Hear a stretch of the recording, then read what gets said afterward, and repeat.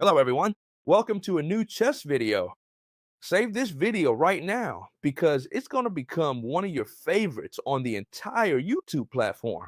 I'm going to teach you how to play the French defense and all of its variations.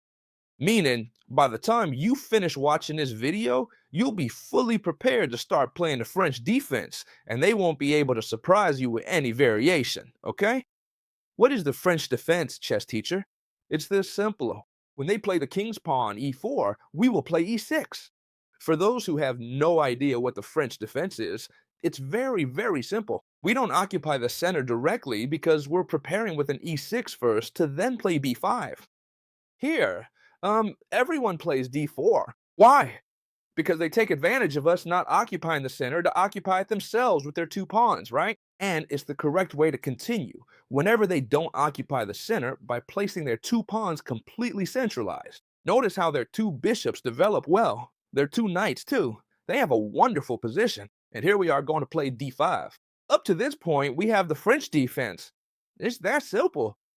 But here, there are four main variations that we're going to reduce to three.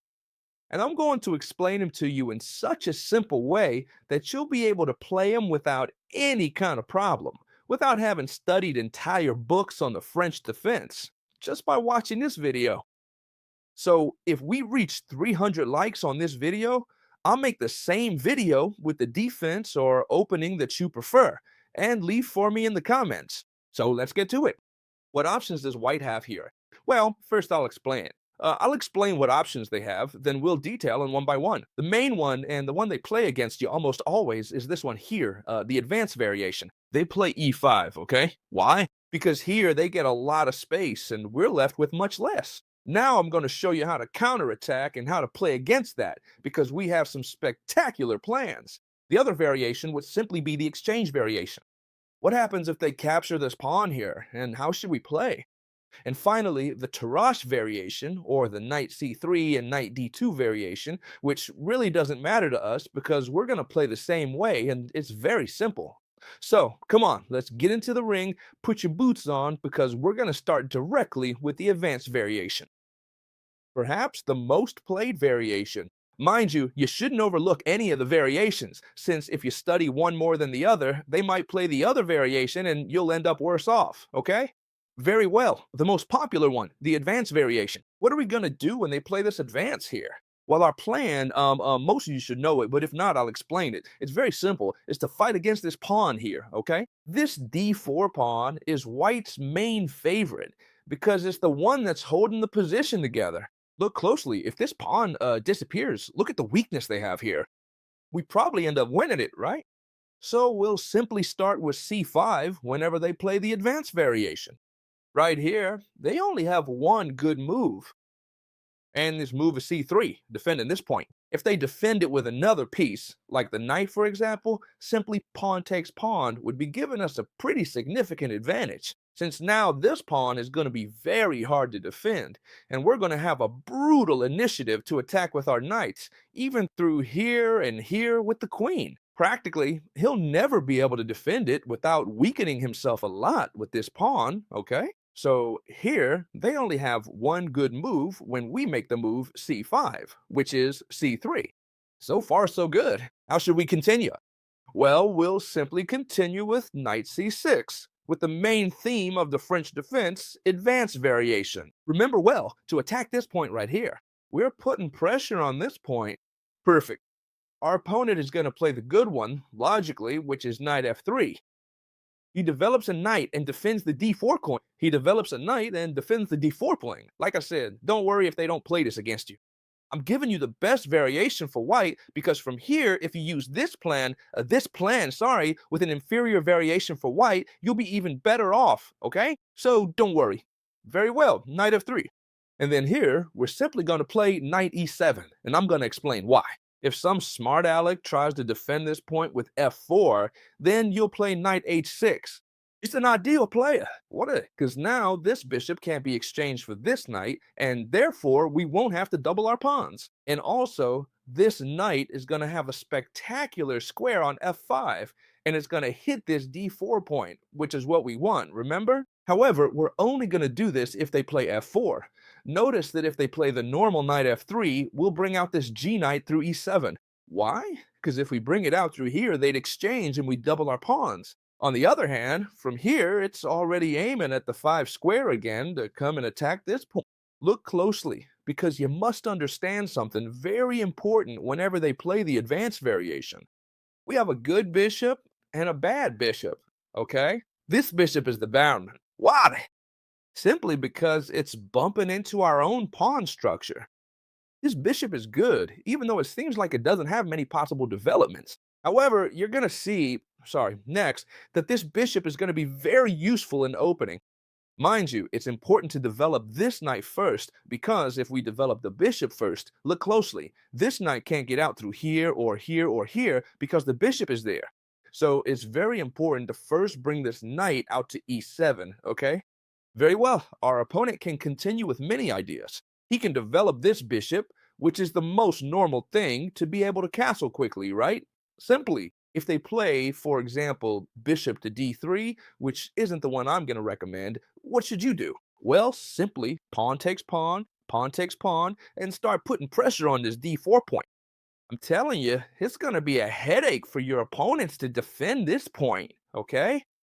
Let's assume then that here, instead of placing the bishop blocking the queen's defense, he puts it on e2, maybe a slightly more precise move. In that case, we're simply going to do the same thing. We're going to capture. You see, it's very simple to play if you understand the concepts well. I'm going to put all my effort into explaining it in a way that all of you can understand it the first time. And even if it's not the first time, just by watching this video as many times as you need, you'll be able to play it perfectly. Perfect. We exchange these pawns when they develop the bishop. Remember that well? Okay. First, we develop the knights and then we exchange here. With what idea? Well, simply knight to f5. Notice that we're doing the same thing all the time. For now, notice one thing. We're attacking this pawn with 2 pieces, and they're defending it with 2. So for now, they shouldn't worry. If they simply play a move here, like castling, what we're going to do is keep pressing this point with queen to b6. And, as you can see, all the moves here are already starting to be dangerous for white. Notice that either they play perfectly, that's the good thing about this defense. Either they play perfectly or our pressure will be brutal. Here we already have a fairly significant advantage. Now we're attacking this point with 3 pieces, and there's no satisfactory way to defend this point, because surely you're all seeing that the only way to defend the d4 point is bishop to e3. And bishop to e3 has a very significant and serious problem. That's completely given up a pawn. Which pawn is it given up? This b2 pawn. As you can see, it's given up this pawn. He should develop this knight. We keep attacking this point. In other words, here, after the move queen to b6, we're attacking this d4 point too much, and things are getting too complicated for the white pieces. That is, let's take one move back. When we play knight to f5, they must be precise, okay? They can't just play castling or something that doesn't make any sense, because then we'll simply play queen to b6 and we're gonna gobble up that pawn. And I'll tell you one thing, once you gobble up this pawn, which you'll manage in many of your games, what's gonna happen? Not only will you have an extra pawn, but you're gonna blow your opponent's entire position sky high. Because now this pawn, which is very well supported, would stop being so well supported, and the position will be so easy for you to play that you'll achieve great success. Now then, what moves should they make instead of castling? Well, they have several moves here. The main and best one is knight to c3, and I'm going to explain why. The good thing about this defense is they must find the precise moves, as I'm telling you. Now, when we use the move queen b6 to keep attacking, you'll tell me, look, chess teacher, we're in the same spot as before. This pawn is being attacked by 3 pieces, and it's not easy to defend either. In fact, the only move they have is bishop e3, and the exact same thing would happen again. I could even exchange knight for bishop, pawn for bishop, and queen takes b2, winning a pawn again. However, they shouldn't play bishop e3 here. Instead, knight c3 was to make the move knight a4, the only move that saves it for white. Notice that it's already complicated, huh? King f1 would also save it to avoid some possible checks later on. However, I doubt they'll use king f1 in your games, okay? Since they be losing the right to castle, and if your opponent is very, very good, they might play it. In fact, if your opponent is very, very good, you can rest easy, because whether they do this or another, they'll surely pressure you, okay? Here, the correct move, and the most used one, is knight a4. Why? Because we keep attacking this point with three pieces. However, they're attacking our queen, so we have to prioritize defending the queen. What are we going to do? Simply, we're going to deliver a check. Oh, queen, a 5 check. Careful, we're attacking with this check. The queen has already moved from the pin. Well, not the pin, the threat, sorry. And now they have to block the check, right? If, for example, they play bishop d2, we'd simply come in with our bishop and notice that after the exchanges, because otherwise we'd exchange and end up capturing this pawn here. Look closely. Bishop takes bishop, queen takes bishop, queen takes queen, and it doesn't matter if knight takes queen or king takes queen, this pawn would be totally defenseless. Therefore, the normal thing is for them to trade. Once they trade, we're simply going to capture with the queen, check, and later we'll capture this pawn here or this pawn here. So notice that it seems bishop d2 doesn't work to block the check, and it's a move that seems super interesting. Also, look closely here that if we do bishop takes and queen takes, they're also leaving this knight here. So, final summary. If we play queen a5, the only possible move they have is knight c3, going back with the knight. Very well. So, what should we do if they make the good move and go back with the knight? Well, it's very simple. We'll go back queen b6, and we'd have this attack here. If you see they're being annoying and try to do the same thing again, you have two options. Either look for a draw if your opponent is superior, then you repeat. Repeat moves here and you'll have a draw, or try to be a bit more aggressive. And what's the more aggressive variation? Well, instead of moving the queen to give a check, come and give a check directly with the bishop. With what result?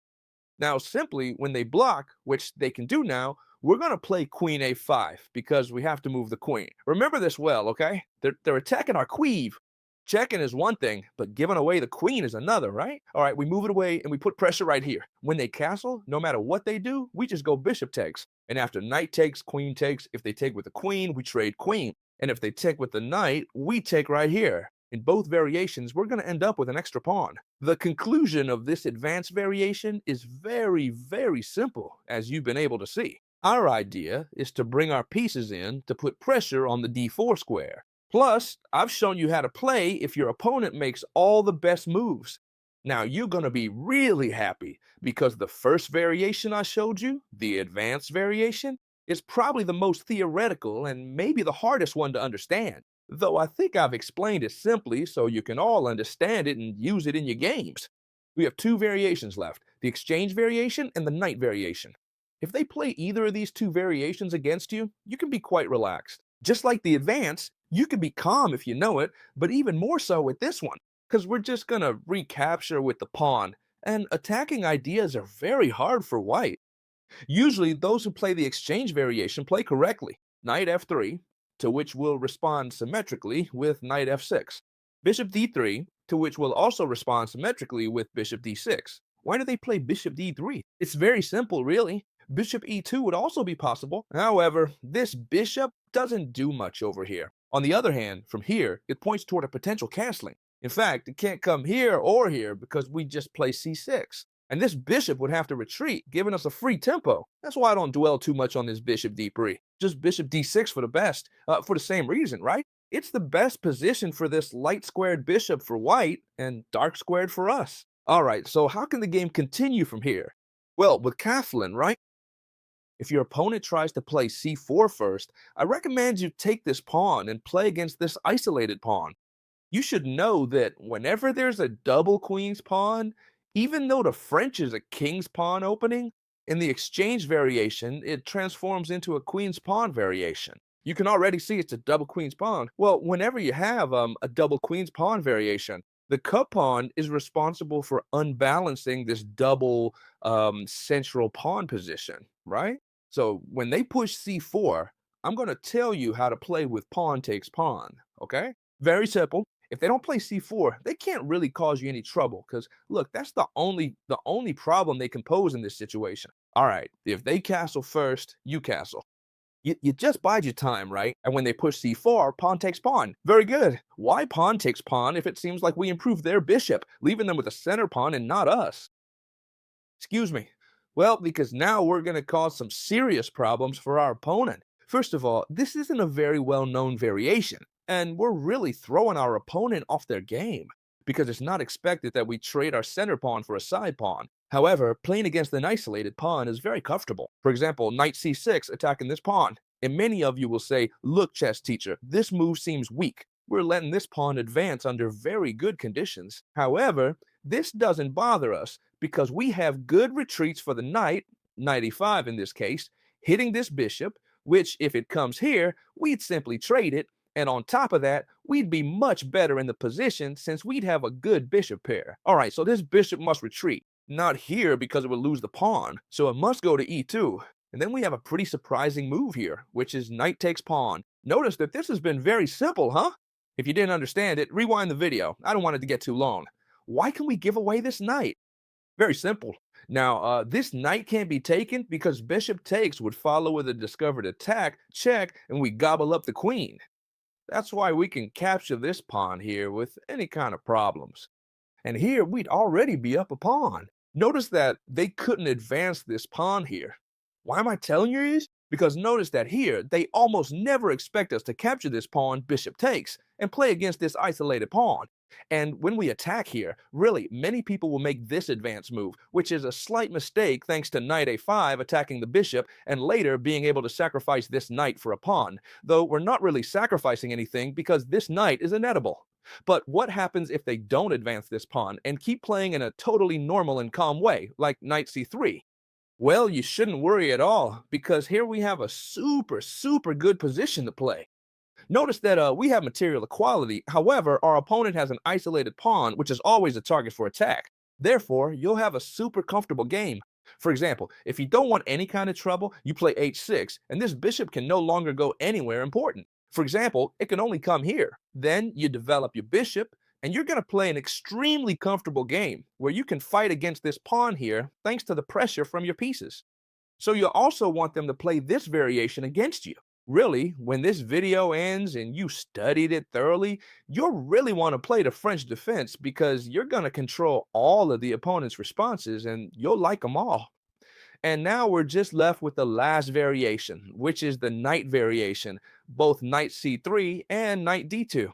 I told you it was exactly the same because we were going to do pawn takes pawn, all right? And now, what does it matter if the knight is here or here? It must recapture this pawn and we'd reach the same position. Look closely. The good thing about this video is that by simply mastering these 3 variations, you'll be able to play the French defense forever. From here, if you want, you can even expand your knowledge and study even more, right? But if you just study these 3 variations well with this video, believe me, you're going to play the French defense at a very high level, which is a defense that gives results, spectacular results, even in slow game tournaments, all right? All right, what are we going to play here? Well, we simply develop with bishop to e7. Don't worry, this variation is very easy to play and you're going to love it. We develop this bishop to e7, they keep developing their pieces, knight f3, we play knight f6. They have 2 options here, okay? They can trade themselves or let us initiate the trade. If they trade, that's great. Why? Because this bishop on f6 is going to become a real attacking machine, right? This bishop here defends the castled king and points toward the queen side. In the future, if we're very worried, we can always drop the bishop back here and we'll have a super strong castle position. And the other option is that they simply, for example, keep developing with bishop d3, defending this knight, and then we'll capture, okay? In both cases, don't worry, because while the first variation is more theoretical and you need to understand the theory more, these 2 variations, like the exchange or the 2 knights, where it doesn't really matter where they go, are more about understanding the concepts, which are quite simple if you can grasp them. In this case, if you understand the opening better than your opponent, you likely end up winning the game. We castle calmly. It doesn't really matter to us because what is our plan? Well, look, knight d7, much better than knight c6. Let me explain why. If you don't understand this plan, you'll probably ask, why knight d7? No, it's very simple. We simply want to relocate it here, where this knight will be much better placed and pointing at the center. You already know this knight here is the best defender of the castled king. And on top of that, we'd gain the initiative. Knight d7, I don't know, for example, rook e1, just to say something, and knight f6. Very important. We attack this bishop, which has to retreat. Now, we just need to develop this bishop. And look, many of you might say, well, bishop d7, sure, but even better is b6, because we want to develop the bishop this way, and look what a wonderful position. This fianchettoed bishop is spectacular. This bishop is very solid. We have very solid pieces. We're not going to hang anything, and they are very well placed. b6, our opponent, for example, can play c3, a very good move to support this d4 point, which, as you know, can become very weak at times, as we've seen before. Bishop b6, and here, for example, queen c2, attacking here would already be a mistake, because with the bishop on b6, we could always open up the king. So here, they should be a bit more careful, and instead of queen c2, for example, play bishop f4. How are we going to continue? Well, the plan from here on is very simple, right? The bishop, although it's blocked here, we could even come in through here, attacking with great force. The bishop here remains even more passive. Here it attacks absolutely nothing because this pin is defended by the bishop on e7. We can even attack this bishop and we don't care. So the strongest move is bishop f4. And here we're simply gonna trade these bishops. If he retreats, he'll lose a tempo because now we're attacking here, c5, queen c7. We're putting on a lot of pressure, attacking here, okay? So the normal thing here is for them to capture the bishop, logically. And here you have two options, capture with the queen or capture with the pawn. I recommend with the queen because this pawn can always come to c5 to attack a lot. And notice that this is a quite solid position. To understand, as I've said, you shouldn't memorize moves here, just the first few, but especially the ideas. Let's continue with a real game so you can see how this type of opening can proceed. This is very important because this way you'll have a real example of how to play in your games, right? For example, here white played knight e5, greatly improving this knight. And as I just told you, c5 is a fundamental move. Why? Because it develops. Well, not develops, it pressures the center, with this c-pawn, so important, as I always say, to act against this pawn here. Right now, pawn takes pawn is threatened, and surely, although it wouldn't work right now, look closely, pawn takes pawn, queen takes pawn would be a mistake, because bishop takes h7 check would simply come, a discovered attack, and we'd lose the queen. Simply, at pawn takes pawn and pawn takes pawn, we wouldn't take here. We'd play something else, like moving the king or something, and this pawn would be isolated. That's why they capture here. Once they capture, here the player with the black pieces, instead of recapturing, played queen d5. A great move because it prepares to recapture whenever it wants, but also threatens checkmate. That's why they have to be super alert. White played queen f3 and black simply ruined the opponent's pawn structure. How? Queen takes queen, knight takes, bishop takes knight, pawn takes bishop. And now what they've done after these exchanges is ruin and play with the solidity of our pawn structure. You know that recently, I think it was 2 days ago, I posted a video that I recommend 100% if you want to improve your chess level on how to play your pawn structure well and how this will give you many victories. And the game ended quickly, pawn takes pawn. If you want, finish watching this game and go see the other video I'll leave in the description. Why attack the rook? Look at his way of winning. It pressures along the b file. It simply has to play b3.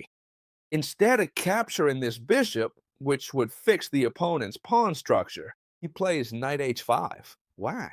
Because he wants to look for knight h5, because he wants to look for knight f4 and improve this knight's position, which can still become stronger and stronger. Rook d1, rook d8, facing rooks on open files. Class 4, I'm skipping this faster because it's not important. f5, pressing this bishop that has to move, and now knight f4, and black has a quite comfortable game. They're going to improve their kings. Okay. Notice that both are maneuvering. He has to try to do something, right? For example, here he played this first, although it's indifferent because after the exchanges, he came to give this check. This white king has to move. And now look closely at how black starts to pressure. This position is totally won, and whatever white does, look, here he stops any possible counterattack, comes to exchange here, and it's clear that this position is too easy for the black pieces to squeeze. Look, check on g2. The king has to move the black squares so it doesn't block the bishop, and the black king penetrates as much as possible. And this position is completely won. Once you have your opponent's pieces tied down, you use your pieces to go and win the pawns. Notice that this pawn here will be won no matter how much he tries to defend it. Why? Because the king was also in charge of defending this bishop. And this is a completely one pawn endgame for black. Why? Because the king is much more active. I won't focus on it more. Look closely. I'll go through it quickly, because here black simply manages to win with great ease. White is never going to be able to promote a pawn, not even close. Look at how much they have left, and black would manage to promote much sooner. So I hope you love this video on the French defense. If you've made it to the end, please, I'm asking you, leave a like, it costs you nothing, and share it with your friends so you can be the best players and help each other out. This defense, one of my favorite defenses, I hope I've explained it wonderfully so that you've all understood me, and I hope you put it into practice. See you tomorrow, friends, in another new video. Bye.